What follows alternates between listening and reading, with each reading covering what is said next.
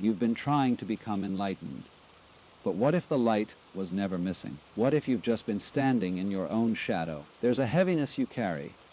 You might not name it every day, but you feel it. In the morning, when you wake up and the first thought isn't peace, it's a list. Things to do, things to fix, things to become. You scroll through lives that seem lighter than yours.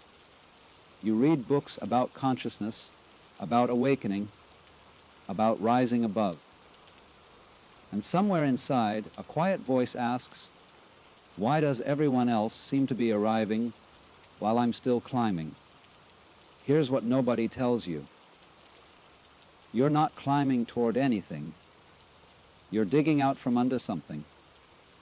Imagine a statue buried beneath centuries of sand and stone.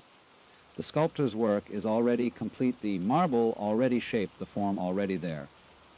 Perfect, whole, but you can't see it. Not yet. Because it's hidden beneath layers that don't belong to it. That's you. Your consciousness isn't something you need to build. It's something you need to uncover. The spiritual journey isn't about adding. It's about subtracting. It's not about becoming more. It's about remembering what was always true before you learned to forget it. You were born awake. You were born open. Watch a child before language, before labels, before they learn the word mine. They don't wonder if they're enough. They don't question their worth. They simply are. Then the world begins its work, slowly, gently, with good intentions mostly. You're taught to be polite, to fit in, to not take up too much space.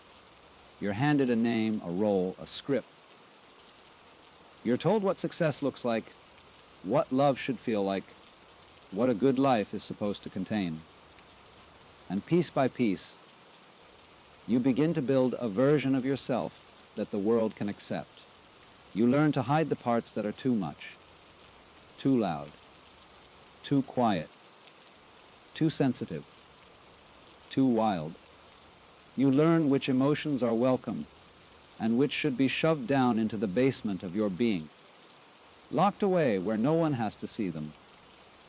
You start performing, not because you're fake, but because you're trying to survive, trying to belong, trying to be loved. And over time, you forget which parts are truly you and which parts are just the costume you put on to make it through the day. This is the weight, not your karma, not your past lives, not some cosmic punishment. Just layers, borrowed beliefs, inherited fears, conditioning. The voices of parents, teachers, exes, and strangers who never knew your name, but somehow shaped how you see yourself. You think the heaviness is you, but it's not. It's what you've been carrying for everyone else. The Sufis have a teaching. They say the heart is like a mirror. When it's clean, it reflects the divine. But when it's covered in dust, the dust of ego, of attachment, of fear, it can't reflect anything clearly. It distorts, it dims. And so the spiritual path isn't about polishing the mirror into something new. It's about wiping away the dust. Nothing needs to be added. Nothing is broken. The mirror was always perfect. You've just been standing too close to see it. You think you need to become conscious, but consciousness is already what you are. It's the awareness reading these words right now. It's the space in which all your thoughts appear. It's the stillness underneath the noise. You don't need to create it. You just need to stop covering it up. Alan Watts used to say it like this: you are an aperture through which the universe is looking at and exploring itself. You are not a separate self struggling to find the light. You are the light temporarily convinced that you're the lampshade. And here's the strange part, the beautiful part. The moment you stop trying so hard to rise, to transcend, to become someone better, something shifts. Not because you've achieved anything, but because you've stopped pretending there was something to achieve. You stop climbing the mountain, and you realize you were never at the bottom. You were standing on the peak the whole time, just looking down at your feet, thinking you hadn't started yet. The work isn't to ascend. The work is to notice where you've been standing all along. So if you've been feeling stuck, if you've been wondering why the practices aren't working, why the teachings aren't landing, why you still feel so far from peace, maybe it's not because you're doing it wrong. Maybe it's because you've been trying to find something that was never lost. What if the exhaustion you feel isn't a sign that you're failing? What if it's your soul quietly whispering, stop searching, start shedding? You've been taught that spiritual growth is a ladder. That consciousness is something you climb toward, one rung at a time, one breakthrough at a time. But what if it's not a ladder at all? Let me tell you what rising really looks like. It looks like sitting in your car after a long day, and instead of scrolling through your phone to numb the ache you just, sit. You let the silence be there. You let the tiredness be there. You don't fix it. You don't flee from it. You just notice it. And in that noticing, something loosens. It looks like catching yourself mid-argument, mid-defense, mid-story about how you've been wronged, and recognizing the voice, not as truth, just as a voice. One you've heard 1,000 times, one you've believed. But today, just for a second, you see it for what it is, a pattern, a loop, a recording, and in that recognition the loop skips. It stutters. It doesn't have the same grip. This is what they mean when they talk about awakening. Not fireworks, not visions, not some cosmic download that rewrites your DNA, just seeing clearly. For one moment, without the filter of who you've been told you are. The Buddha didn't become enlightened by adding more knowledge. He sat under a tree and let everything fall away. Every teaching, every technique, every idea of what enlightenment should look like. He just sat and watched. And at some point, the one who was watching and the thing being watched collapsed into the same awareness. He didn't rise. He returned. That's the secret. Consciousness isn't rising. It's remembering. You already know this. You've tasted it. Maybe you were walking in the woods, and for a few seconds, you weren't thinking about your problems. You were just there. Present. Breathing. Whole. Or maybe you were laughing with someone you love, and the boundary between you and them dissolved. There was no me protecting itself, no you performing. Just aliveness meeting aliveness. Or maybe it was in grief. In the raw, broken open space after loss where all the stories shattered. And what remained was just this, the hum of being, the achy of it, the sacredness of it. In those moments, you weren't more spiritual. You weren't higher. You were just less defended. And that's all awakening is. Defenselessness, openness, letting life touch you without needing to control it. But the mind doesn't like this teaching. The mind wants a map, a system, a guarantee. It wants to know, if I do these 10 things, will I finally be free? And the answer always is freedom isn't the end of a checklist. It's what remains when you stop checking. You've been taught to accumulate more wisdom, more practices, more healings, more certifications in consciousness. But the mystics knew better. They didn't go to the temple to gain something. They went to the desert, to the cave, to the nothing. They went to the place where everything could be stripped away.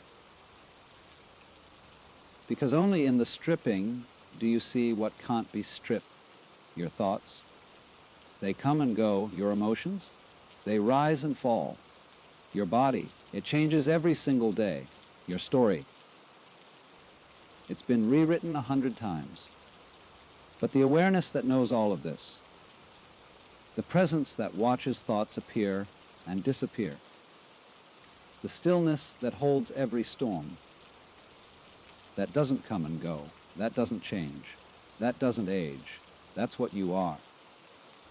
Not the content of your life, but the space in which your life appears. And when you start to feel into that space, not think about it, but feel into it, something miraculous happens. The questions that haunted you begin to quiet. Not because you found the answers, but because the one asking the questions dissolves. Am I good enough? Who's asking? What if I fail? Who's afraid? Will I ever be happy? Who's waiting? When you rest as awareness itself, these questions don't get answered. They get seen through. They're revealed as movements within you, but not you. Like clouds passing through the sky. The sky doesn't become the cloud. It doesn't hold on to it. It doesn't push it away. It just lets it move. That's the practice. Not controlling the cloud, just remembering you're the sky. The Zen masters had a phrase for this: original face. They would ask, what was your face before your parents were born? Not a riddle, a recognition. Before the name, before the wounds, before the roles and the masks and the identities, what were you? And the answer isn't something you figure out with your mind. It's something you feel when the mind goes quiet. It's the hum underneath the noise, the light underneath the lampshade, the breath underneath the story. You've been told that spiritual awakening is rare, reserved for monks and mystics and people who've renounced the world. But that's not true. Awakening is your birthright. It's the ground you're already standing on. You've just been looking up, thinking it's somewhere else. The moment you stop trying to become awake, you notice you already are. And all the teachings, all the practices, all the gurus and the books and the retreats, they're not giving you consciousness. They're just reminding you to stop pretending you don't have it. So what does this mean for you today in your ordinary, beautiful, messy life? It means you don't need to wait. You don't need to be more healed, more disciplined, more spiritual. You just need to pause. Right now, wherever you are, and ask who is aware of this moment, not what you think, not what you feel, but the awareness itself, the one noticing, that's it. That's the doorway, and it's always open. So if consciousness isn't something you gain, what exactly are you removing? Let's be specific, because this isn't abstract. It's not mystical fluff. It's the most practical thing you'll ever do. You're removing identifications. Every time you say, I am anxious, you're not describing a temporary feeling. You're collapsing into it. You're becoming it. But you're not anxious. Anxiety is present. It's moving through you, but it's not you. The same with anger, with sadness, with shame. These are weather patterns in the landscape of your being. But you are the landscape, not the weather. And yet, you've been taught to wear every feeling like a name tag. I am depressed. I am broken. I am not enough. And every time you do this, you add another layer. Another piece of dust on the mirror. The removal begins when you start to separate the experiencer from the experience. Not to deny, but to see clearly. There is sadness here, not I am sad. There is fear here, not I am afraid. This tiny shift, it changes everything. Because now you're not drowning in the emotion. You're holding space for it. You're the sky again, watching the clouds. And when you do this enough, you realize these feelings don't define you. They never did. You're also removing beliefs about who you have to be. You inherited most of them from your family, from your culture, from a world that needed you to fit into a box so it could make sense of you. Be strong.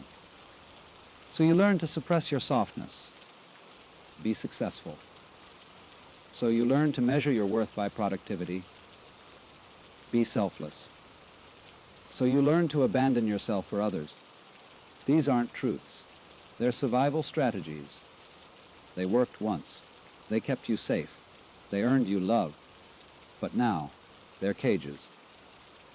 And the key to the cage isn't out there. It's in your hand. It's always been in your hand. You just have to be willing to see that the door was never locked. What does that look like? It looks like saying no. When you've spent your whole life saying yes.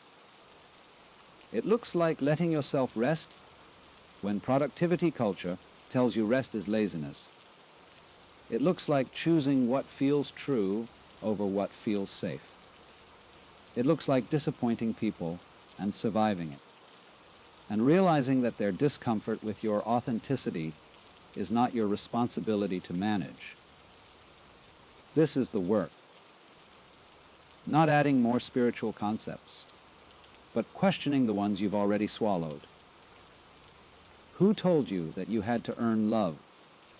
Who said your worth was conditional?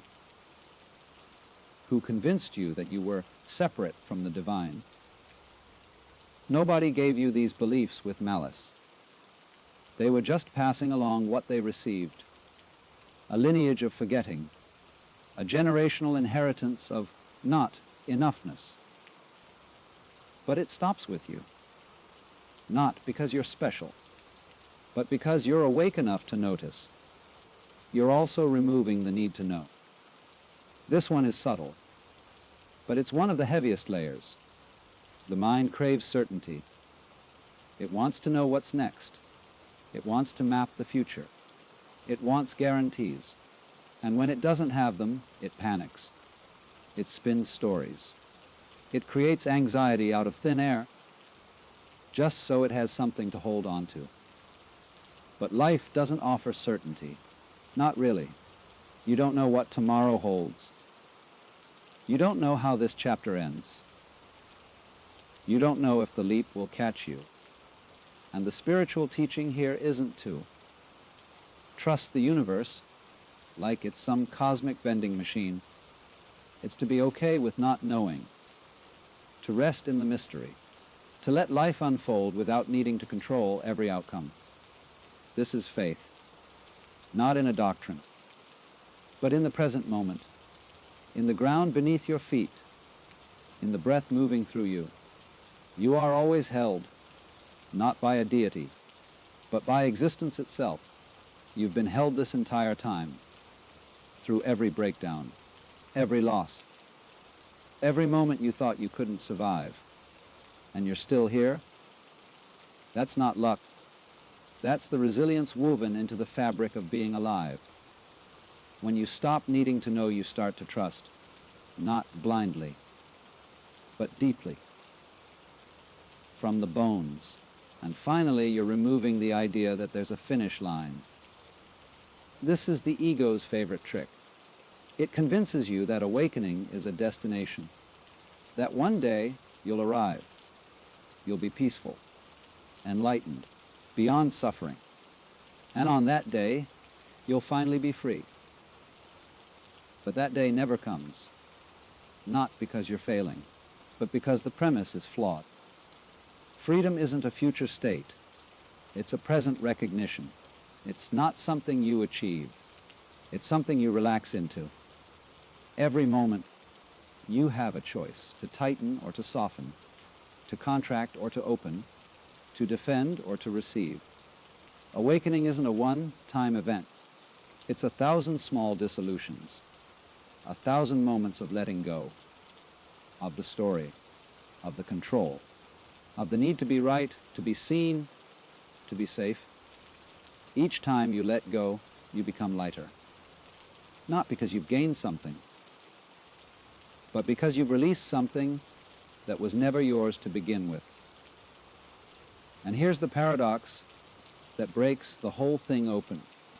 The moment you stop trying to remove anything, the removal happens by itself. Because trying is just another layer, another doing, another way the ego sneaks back in and says, let me handle this. But you can't remove the ego with the ego. You can't think your way out of thought. You can't control your way into surrender. All you can do is see, clearly, without judgment, without agenda. And in that seeing, what isn't real falls away on its own. Like snow melting in the sun, you don't have to scrape it off. You just have to stop standing in the shade. So who are you when all of this falls away? Not the roles, not the wounds, not the masks or the performance or the endless trying. Who's left? You are, not the you you've been defending, but the you beneath the defense, the you that was there before you learned language, before you learned shame, before the world taught you to shrink or prove or perform. You are the awareness that has been watching this entire journey. The part of you that noticed when you were scared and knew you were more than the fear. The part of you that felt the grief and held it without becoming it. The part of you that listened to the stories and recognized them as stories, not truth. That's consciousness. That's what you are. Not a state, not an achievement, just presence. Open, spacious, undivided. You are the stillness that doesn't need noise to prove it exists. You are the love that doesn't need to be earned. You are the wholeness that never required fixing. And the only reason you couldn't see it before is because you were looking for it, as if it were somewhere else, somewhere outside, somewhere in the future. But it's here, now, closer than your breath. It's the space between your thoughts, the silence before the words, the awareness reading these sentences right now, without effort, without trying. You've been here the whole time, you just forgot to notice. And that forgetting, it's okay, it's part of the process, part of being human. We forget so we can remember. We lose ourselves so we can find ourselves. We cover the light so we can experience the joy of uncovering it. There's no mistake here, no failure, no wasted time. Every layer you've worn, every mask you've tried on, every identity you've clung to, it was part of the journey, part of the play. But now, the play is shifting. You're starting to see the stage, the curtain, the lights. And you're realizing you're not just the actor. You're the one watching, the one who's been present for every scene, the witness, the awareness, the consciousness that never left. This is what the mystics mean when they talk about liberation, not escaping life, but seeing through the illusion that you were ever trapped. You were always free. You just believed the story that you weren't. And belief is powerful. It shapes reality. It creates walls where there are none. But the walls are made of thought. And thought dissolves when you stop feeding it. When you stop defending it. When you stop treating it like fact. So here's the practice if you want one. Not something to do. just something to notice. Throughout your day, pause, just for a second, and ask, what am I not? I am not this thought. I am not this feeling. I am not this body, though I inhabit it. I am not this name, though I answer to it. I am not this role, though I play it. And then ask, so what remains? Don't answer with your mind. Just feel into it, the aliveness. The hum. The quiet presence that's always been there, underneath everything. That's you. Not the small you. Not the scared you. Not the you that needs validation or approval or proof. The real you. The infinite you. The you that doesn't end where your skin ends. The you that is inseparable from everything else.